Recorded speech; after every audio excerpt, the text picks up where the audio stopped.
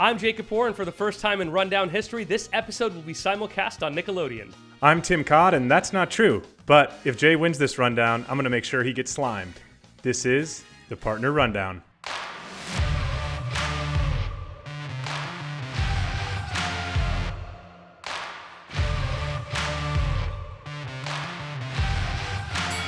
All right, Tim, so NHL Commissioner Gary Bettman just told the media it would be cheaper for us to actually shut our doors and not play instead of bringing the NHL season back. So, Tim, are you giving that statement a markup or a write-down? Look, this is a write-down from me, and I find this fascinating both as a sports fan and as a former sports executive.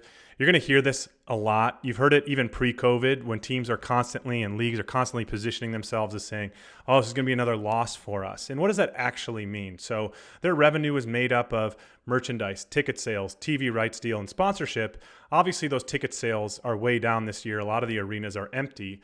But what we're not talking about is escrow, which is where the money, the revenue goes before the players are paid out.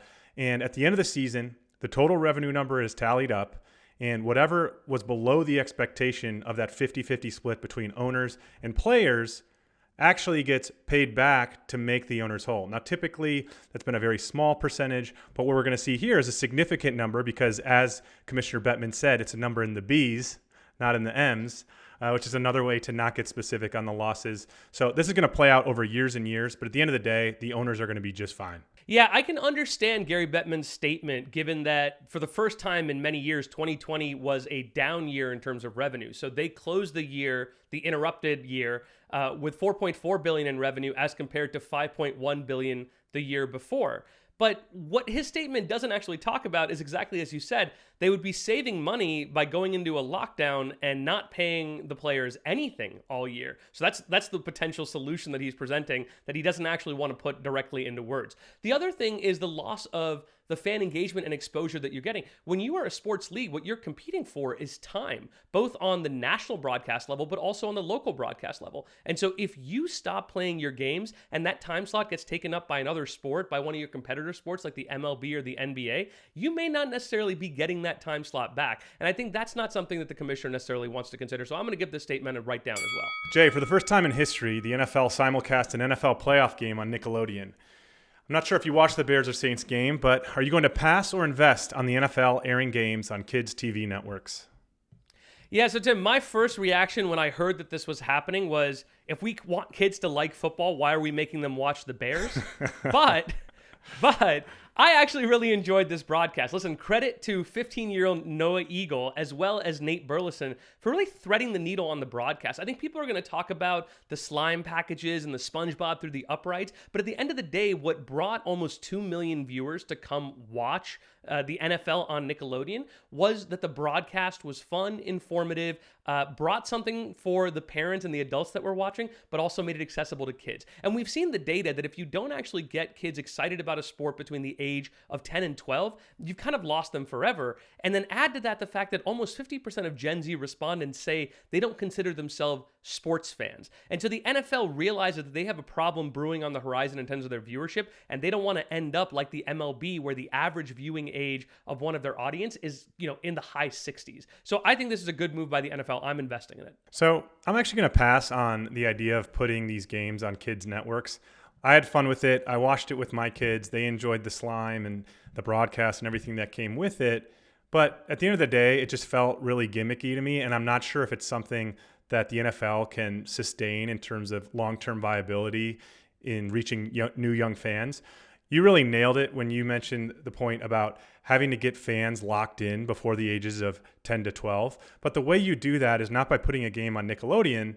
It's by getting kids to participate in the sport and fall in love with the sport itself.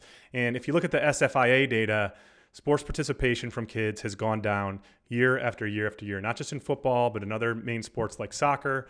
So I want to see more investment at the grassroots level to get kids back on the playing field. There's a whole system that's pushed up against that with club sports and the amount of money in youth sports. But I think that's what's going to really move the needle and make sure that the NFL can stay legitimate and stay engaged with fans well into the future. Jay, late last year, FUBO TV went public, and they just announced the acquisition of a sports betting company called Victory. What are we supposed to make of all this?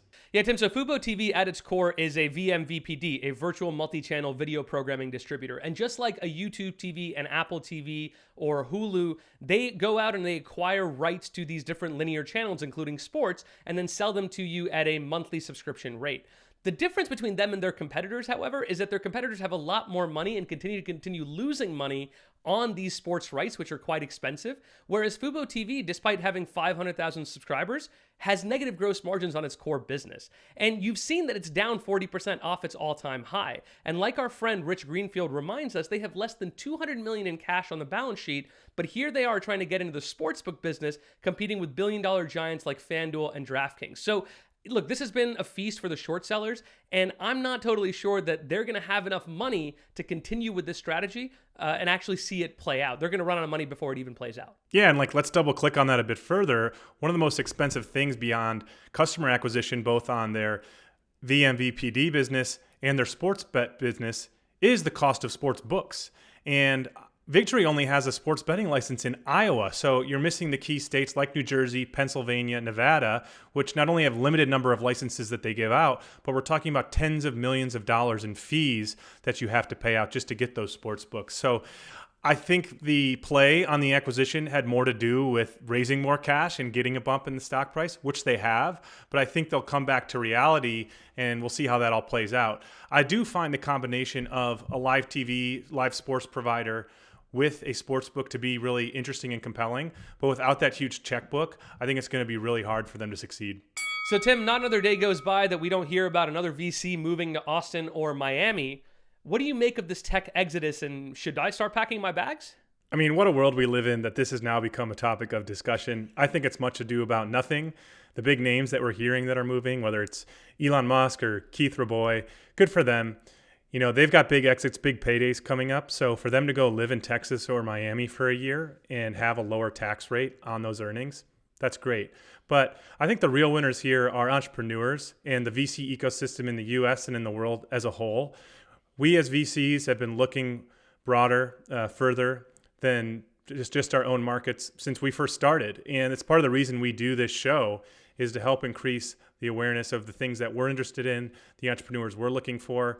And I think that's just a sign more of where the world has been headed, and COVID just accelerated that. Yeah, I think you hit the nail on the head. It's the difference between perception and reality, right? And the reality is that actually the median age of a successful entrepreneur is 45, which means that if you've got a family of 4, you're not just picking up and moving to Miami or Austin tomorrow. You're going to be where you're based, and you're going to look for remote talent to bring on and work with your company. I think that's the broader trend that's happening, is that we're decentralizing not just the access to capital, but the talent that we have there. What made Silicon Valley so special for so many years was that you had a smattering and collection of talent from not only the big companies that spun off into startups, but also universities like Stanford and UC Berkeley, where people could meet their co-founders and start companies together. You're now able to do that on a digital platform in a digital world. And so I think it really doesn't really matter where the VCs are going. It matters where the talent is. And if that talent is able to find itself in a remote way, then heck, I don't care if those VCs are in Miami or Austin.